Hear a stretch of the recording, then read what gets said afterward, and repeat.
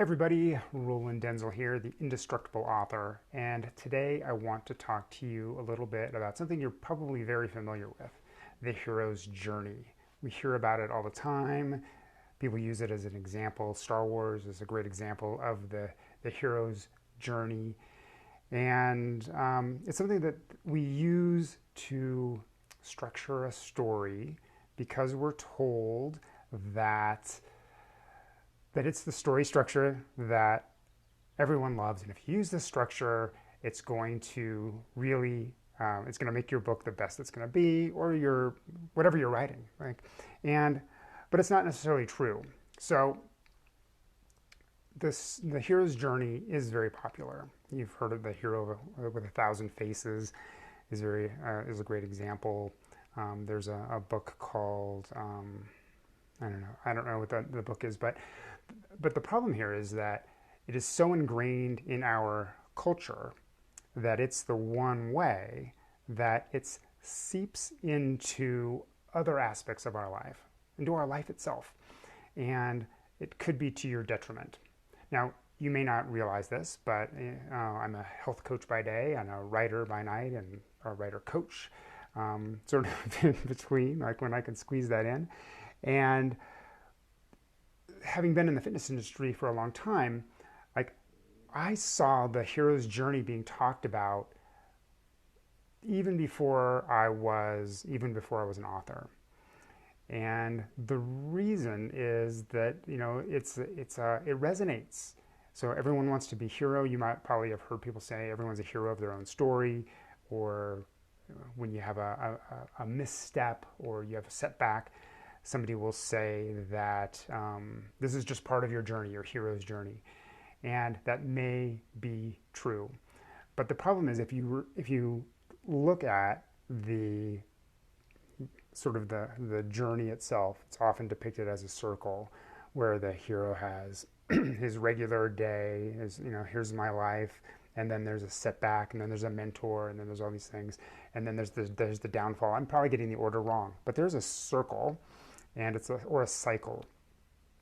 And what happens is, if we assume that we are this hero in this story, we expect all of these steps to follow in part.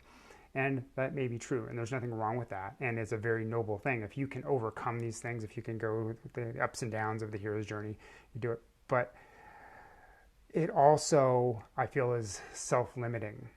Just like everyone using the hero's journey to write their novel means that there will be more novels with the hero's journey structure, and those will become popular. It's a vicious circle, or a self-fulfilling prophecy. It doesn't have to be that.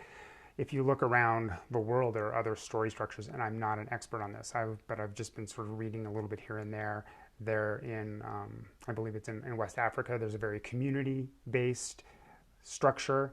In Scandinavian mythos, there's also a community sort of a structure. But there is one, even in the Western world, that is more community-based too, and I would urge you to look into this, and it's called the heroine's journey. Now, I don't want to say that heroes are male and heroines are female. That's not true. Has nothing to do with it. Just like Wonder Woman is a classic example of a hero's journey, but you may not realize it, but Harry Potter is a classic example of the heroine's journey.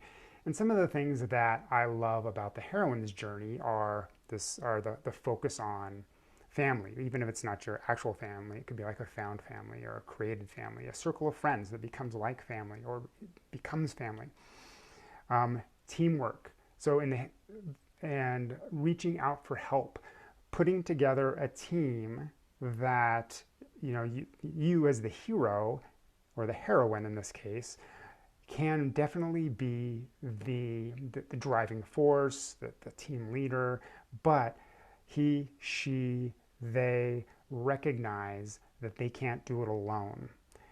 And I think that's one of the biggest mistakes. I mean, a lot of authors are introverts, and we sort of, whether we either revel in being alone or we revel in being alone, with the air quotes. But that doesn't mean that we don't need and can't benefit from some support, from from people that are like us and people that are not like us. Like it's like if you're in a, you've heard of like masterminds. When you're in a mastermind, you don't want everybody to be the same. You want people who have different skill sets and different drivers, because you want to be able to get the best of them and have it influence you and have it help you. And just like they want to have the best of you to influence and help them. So this is more of a heroine's journey. Again, I'm not an expert. I read a book. There's one called The Virgin's Promise, which has been out for quite a few years. I don't know that it's exactly the heroine's journey, but it's a great book. But also Gail Carriger wrote The Heroine's Journey. It's a really good book. And if you are, from a personal perspective, it will resonate with you. From a writer's perspective, it will resonate with you. It will make your stories better. And maybe it's going to make your own story better. So I believe that this obsessive focus on the hero's journey as the primary example in all of these story structure books and courses is doing us personally and as writers a disservice. So there's nothing wrong with that. It's a very valid structure, but think of it more like a theme, right?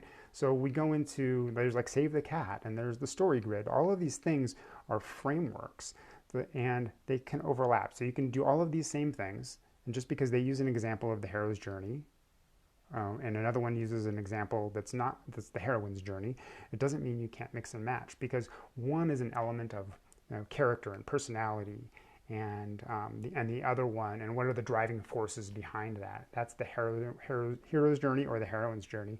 And then, Save the Cat, and I'm going to keep saying the two that I know, because they're the two that I read more frequently, is the writers. I mean, the story grid. There's the 3-story method. There's many of these, but they don't necessarily need to tie in with the specific journey.